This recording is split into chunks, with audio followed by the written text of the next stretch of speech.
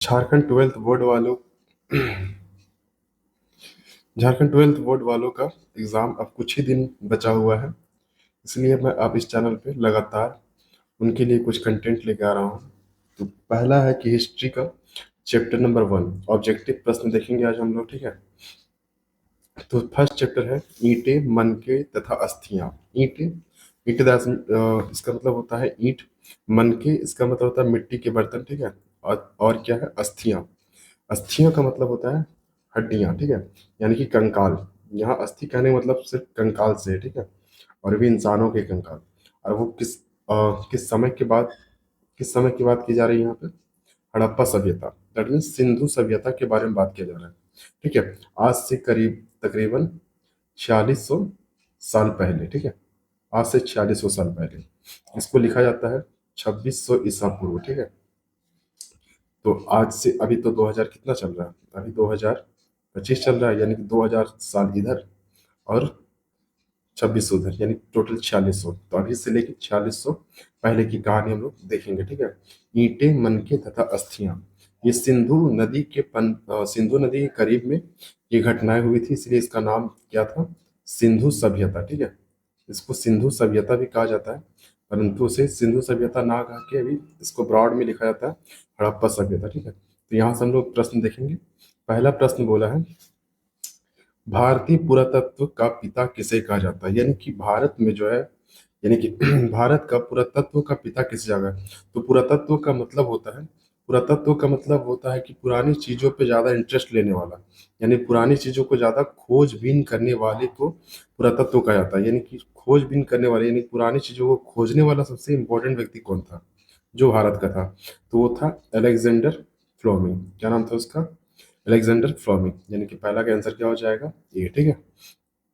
Next question कह रहा है, नेक्स्ट क्वेश्चन है हड़प्पा सभ्यता में सर्वप्रथम किस स्थल की खोज की गई थी? तो सबसे पहले जो खोज किया गया था वो था हड़प्पा, है ना।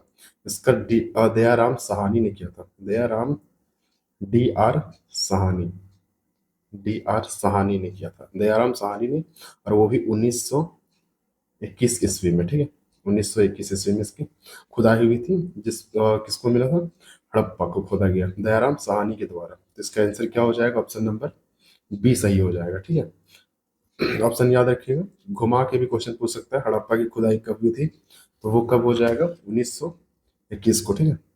1921 किसने किया था उसे भी याद रखिएगा, राखल मतलब दयाराम सहानी ने, ठीक है। नेक्स्ट क्वेश्चन है तीसरा, हड़प्पा सभ्यता के किस नगर में दुर्ग दीवार से घिरा हुआ नहीं मिला है? ठीक है।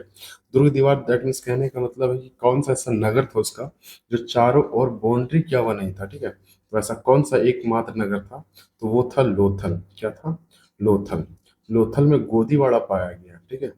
गोदीवाड़ा, गोदीवाड़ा का अर्थ होता है बंदरगाह, ठीक है, बंदरगाह। और बंदरगाह का भी अर्थ अगर नहीं समझ में आता हो तो उसे हम लोग कहते हैं जहाँ पे नाव जहाज ठहरता है, यानी कि नाव जहाज का स्टेशन, यानी कि नाव जहाज का रुकने का जगह, ठीक है। तो उसे हम लोग गोदीवाड़ा कहते हैं। तो कभी भी वो चारों ओर दीवार से नहीं घिरा रहेगा जहाँ पे बंदरगाह हो, ठीक है। तो इसका आंसर क्या हो जाएगा? लोथल, सी हो जाएगा, ठीक है। लोथल अभी वर्तमान में गुजरात में है, ठीक है। आगे देखते हैं, लोथल में एक नदी गुजरी थी, इस नदी के बारे में भी पूछता है, यानी कि लोथल में किस नदी से कौन से नदी के किनारे बसा हुआ है? तो उसका आंसर क्या हो जाएगा? भोगवा नदी के किनारे है, ठीक है। ये भी ऑब्जेक्टिव में पूछ सकता है। नेक्स्ट क्वेश्चन है, सिंधु घाटी सभ्यता में विशाल स्नानागार के अवशेष कहाँ से प्राप्त हुए हैं? यानी कि सिंधु घाटी जो सभ्यता है ना, वहाँ का जो सबसे बड़ा स्विमिंग पूल कह दो या फिर नहाने का जगह कह दो, स्नानागार का मतलब यही होता है नहाने वाला जगह। तो वो कहाँ से प्राप्त हुआ है? वो प्राप्त हुआ है मोहनजोदाड़ो से, ठीक है। ऑप्शन नंबर सी सही हो जाएगा यहाँ। नेक्स्ट क्वेश्चन, नेक्स्ट क्वेश्चन है, सिंधु घाटी सभ्यता में शिल्प उत्पादन का एक प्रमुख केंद्र था। शिल्प उत्पादन कहने का मतलब जो हाथों से अपना कलाकारी करते हैं उसे हम लोग कहते हैं शिल्प उत्पादन, यानी कि घड़ा बनाना या फिर और भी कुछ सजावट के सामान बनाना, ठीक है। तो वो था तरीका वहां पे चनहुदड़ो में, ठीक है। ऑप्शन नंबर क्या हो जाएगा? डी सही हो जाएगा। नेक्स्ट क्वेश्चन है, मेसोपोटामिया के प्रलेखों में मेलुहा शब्द का प्रयोग किस सभ्यता के लिए किया गया था? तो मेसोपोटामिया में प्रलेख जो था उसमें मेलुहा शब्द का प्रयोग हड़प्पा सभ्यता के लिए किया गया था। किसके लिए किया गया था? हड़प्पा सभ्यता के लिए। तो ऑप्शन नंबर ए हो जाएगा सही। नेक्स्ट क्वेश्चन है, लोथल कहाँ पे स्थित है? अभी हम बताए थे, और इसको पूछ सकता है घुमा के कि लोथल कहाँ पे स्थित है। तो लोथल कहाँ है? गुजरात, ठीक है, गुजरात में। इसमें बंदरगाह पाया गया था जिसको गोदीवाड़ा भी कहते हैं। अब आगे देखते हैं क्वेश्चन नंबर 8। कह रहा है, हड़प्पा नदी किस नदी के किनारे बसा हुआ था? तो हड़प्पा नदी जो था ना, वो रावी नदी के किनारे बसा हुआ था। ऑप्शन नंबर ए सही हो जाएगा, ठीक है। उसके बाद अगला क्वेश्चन है, सिंधु घाटी के निवासियों को सोना कहाँ से प्राप्त होता था? यानी कि सिंधु घाटी में जो निवास करते थे, वहाँ के लोग सोना का खोज करते थे, मतलब सोना निकालते थे। तो उन लोग को सोना कहाँ से मिलता था? उन लोग साउथ भारत से यानी दक्षिणी भारत से सोना प्राप्त करते थे। यानी कि कौन होगा दक्षिणी भारत में? कर्नाटक हो जाएगा, ठीक है। अगर यही बोल देगा सोना की जगह पे बोलेगा तांबा कहाँ से प्राप्त करते थे, तो राजस्थान के खेतड़ी से हो जाएगा, ठीक है। ऑप्शन नंबर इसका डी हो सकता था, लेकिन यहाँ पे सोना पूछा है, इसलिए ऑप्शन नंबर सी हो जाएगा, कर्नाटक यानी कि दक्षिण भारत से, ठीक है। नेक्स्ट क्वेश्चन है, हड़प्पा सभ्यता में बंदरगाह का प्रमाण कहाँ से मिला है? अभी हम बताए थे हड़प्पा सभ्यता में बंदरगाह का प्रमाण कहाँ से मिला। बंदरगाह बोले तो गोदीवाड़ा, यानी कि ऐसा जगह जहाँ पे पानी का नाव ठहरता हो, ठीक है। तो वो कहाँ हो जाएगा? गुजरात, यानी कि लोथल। गुजरात में क्या पाया गया था? लोथल, है ना। सिंधु घाटी सभ्यता में बहुत सारे शहर थे जिनमें से लोथल भी था। नेक्स्ट क्वेश्चन कह रहा है, हड़प्पा सभ्यता का किस देश के साथ व्यापारिक संबंध नहीं था? ठीक है, अब नहीं था पूछ दिया, तो किसके साथ नहीं पाया गया? देखो, मेसोपोटामिया के साथ इसका पाया गया था, ईरान के साथ भी पाया गया था, अफगानिस्तान के साथ भी इसका पाया गया था, ठीक है। और ये कैसे पता चला था? वहाँ का जो मोहर था ना, वो ये सिंधु सभ्यता में यानी कि हड़प्पा सभ्यता में पाया गया था। सिर्फ चीन का नहीं पाया गया था, ठीक है। तो इससे पता चलता है कि चीन के साथ उनका व्यापारिक संबंध नहीं था, ठीक है। तो इसका आंसर क्या हो जाएगा? डी ऑप्शन सही, ठीक है। अब नेक्स्ट क्वेश्चन है क्वेश्चन नंबर 12।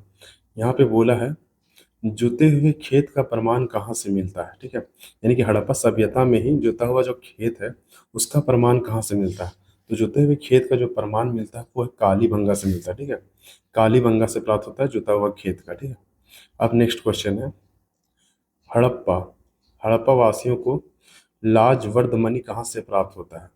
हड़प्पा वासियों को लाजवर्द मणि कहाँ से प्राप्त होता है? तो लाजवर्द मणि एक कला कला की चीज है। कला मतलब शिल्प का, यानी कि घड़ा वगैरह कलाकारी के रूप में उपयोग होता है, जिसको हम लोग लाजवर्द मणि कहते हैं, ठीक है। इसका प्रयोग हुआ था सुर्तघई, ठीक है। सुर्तघई कहाँ से प्राप्त करते थे लोग? सुर्तघई से, ठीक है। सुर्तघई answer number option number C हो जाएगा। अब नेक्स्ट है, क्षेत्रफल के अनुसार सिंधु घाटी सभ्यता का सबसे बड़ा नगर कौन सा था? क्वेश्चन ये कह रहा है कि क्षेत्रफल की दृष्टि से सबसे बड़ा नगर कौन था? तो वो था मोहनजोदाड़ो, ठीक है। नेक्स्ट क्वेश्चन है, हड़प्पा सभ्यता की लिपि की मुख्य विशेषताएं क्या थी? हड़प्पा सभ्यता की जो लिपि था ना, लिपि का मतलब होता है लिखने का जो तरीका। हम लोग क्या लिखते हैं? हम लोग बाएं से दाएं की ओर जाते हैं, ठीक है। कुछ भी लिखते हैं तो हम लोग बाएं से दाएं की ओर चलते हैं, ठीक है, देवनागरी में। लेकिन वहाँ का जो लिपि था ना, वो था दाहिने से बाएं की ओर, ठीक है। यानी कि यहाँ क्या हो जाएगा? ऑप्शन नंबर, यहाँ दाएं से बाएं की ओर लिखी जाती थी। ऑप्शन नंबर ए सही हो जाएगा, ठीक है। तो ये हो गया ऑब्जेक्टिव, है ना, ऑब्जेक्टिव। अब नेक्स्ट वीडियो में हम सब्जेक्टिव अपलोड कर देते हैं, ठीक है।